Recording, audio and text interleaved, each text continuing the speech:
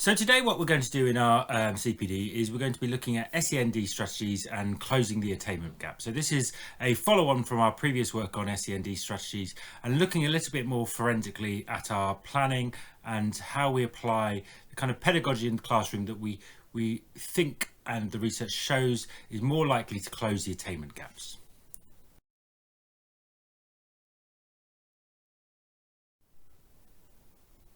So we know in your curriculum area development time, what you've been doing is you've been planning an ambitious curriculum in your subject domain, and that's something that we pride ourselves in at Harrow Way, that we have an ambitious curriculum for all, that actually we really thought about how progress is seen within your subject, how you sequence things accordingly so that students can make that progress. So our curriculum intent is ambitious for all students.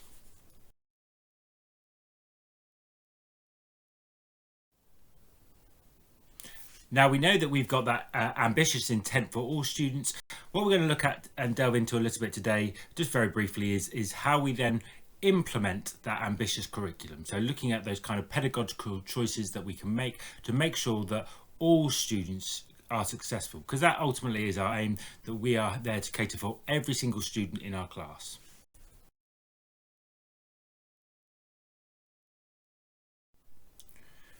However, we do know, and we'll start with kind of the national picture. We know that nationally, what tends to happen in schools is something that we call the Matthew effect. That is that students, SEN students, make less progress than the non-SEN students in secondary school. That is exacerbated at secondary school. We know that obviously the rich get richer, or the educationally rich get richer, and the educationally poor get poorer. So that attainment gap widens significantly at secondary school. So what we've got to try and do is trying to look at what the research out there suggests can help us close that attainment gap.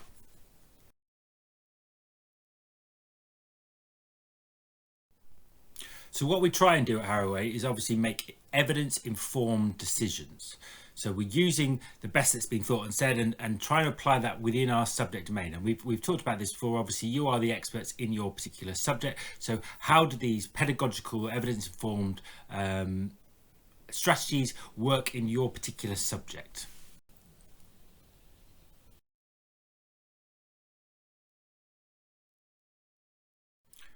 Now, last time what we looked at was the Education Endowment Foundation and some of their recommendations. So particularly that column 3 about teaching, so ensuring all pupils have access to high quality teaching.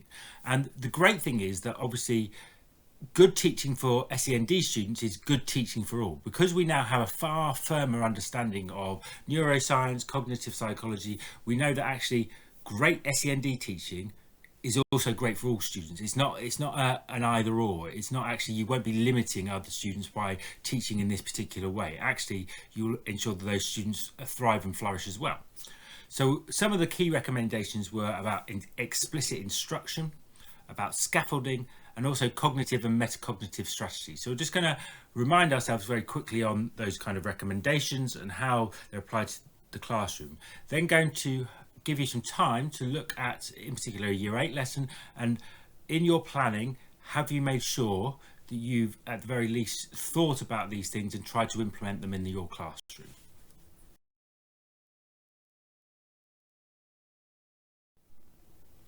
So what we've done as a teaching and learning team is just to create a simple checklist of things that we know, according to obviously the Education Endowment Foundation, will produce better learning for all students.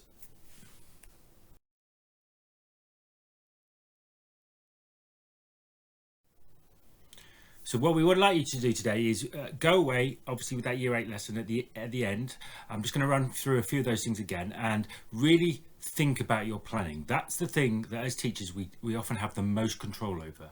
The more forensic we can be with our planning, obviously, hopefully, the better the learning outcomes for all students.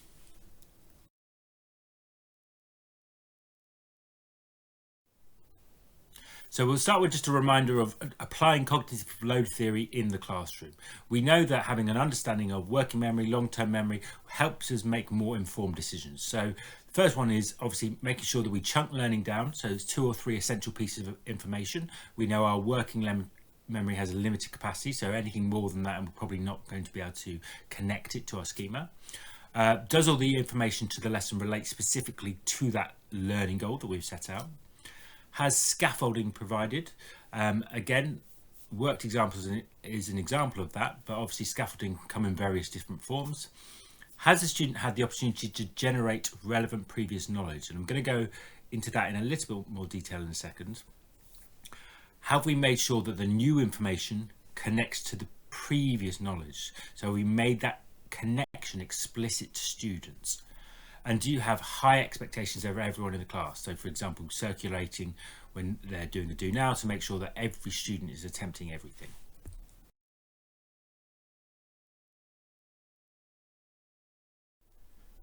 So if I just pick up on that idea of generating previous knowledge, we know that learning, when we're talking about learning, we're talking about two things. We're obviously talking about the change in long-term memory, which we've established before, but we're looking really at either connecting something, so connecting a new piece of information to something we already know, or we're looking at consolidating what's in our long-term memory. Those are the two big aspects of learning.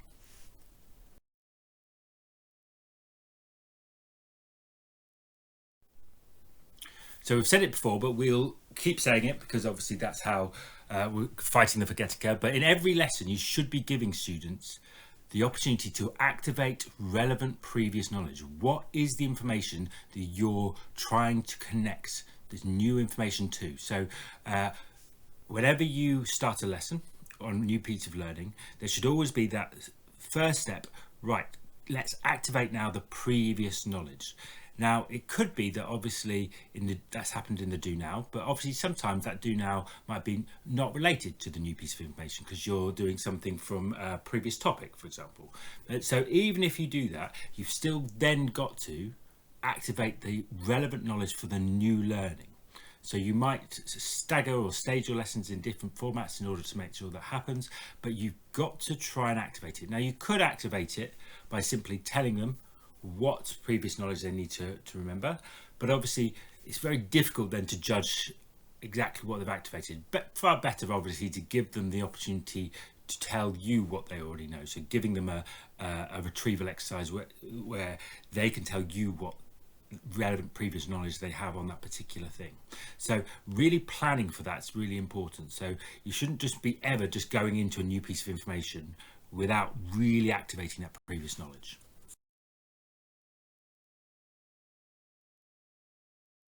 Now, one of the other things that we need to think about is obviously scaffolding learning, and that doesn't mean spending hours and hours and hours making thousands of resource worksheets that have scaffolded slightly differently.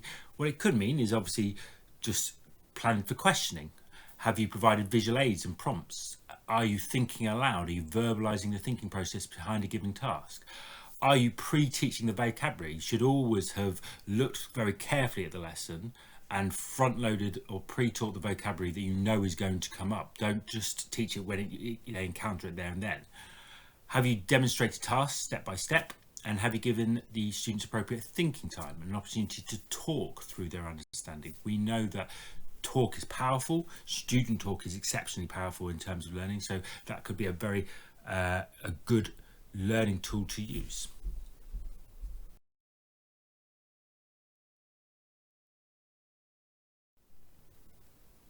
The other thing to think about is obviously explicit instruction. We need to try and be as explicit to students as possible. So if we look at explicit instruction, obviously the Rosenstein model has slightly more, but we've already talked about some of those aspects. So have we planned a review of previous learning?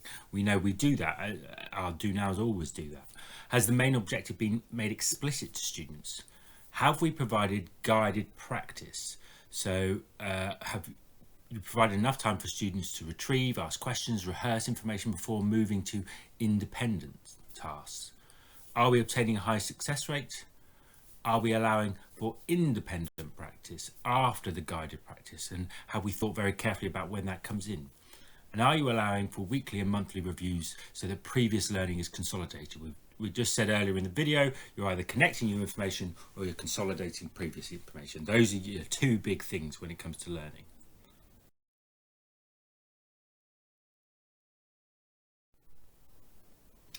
Now, when it comes to guided practice or independent practice, I think it's always important to look, we've said this before, at the research, what the research is out there says. Now, I'm not going to read this whole report to you, but one study, certainly from Rosenshine, has shown that guided practice is really important. So not moving on to independent practice too quickly, and you can read this obviously in your own time, is vital. So actually creating that scaffold where the guided practice takes center stage is vitally important. Students, I know it's almost counterintuitive, but students don't necessarily become more independent by doing lots more independent work. You've actually got to guide them and scaffold them there first. Actually, if you give them independence too quickly, what they're likely to do is fail, and that will just ingrain that failure.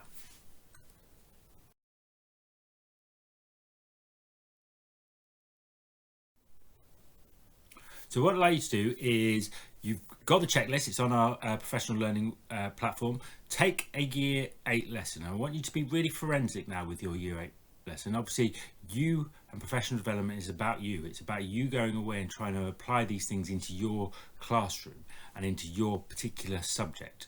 So look at the checklist, look at your year 8 lesson. Does it comply? Is it an inclusive lesson that is trying to make sure that all students, SEND students, all students are successful? Are there bits you need to tweak? Do you need to actually be more specific with your learning goals? Do you actually, have you not really planned for generating previous knowledge?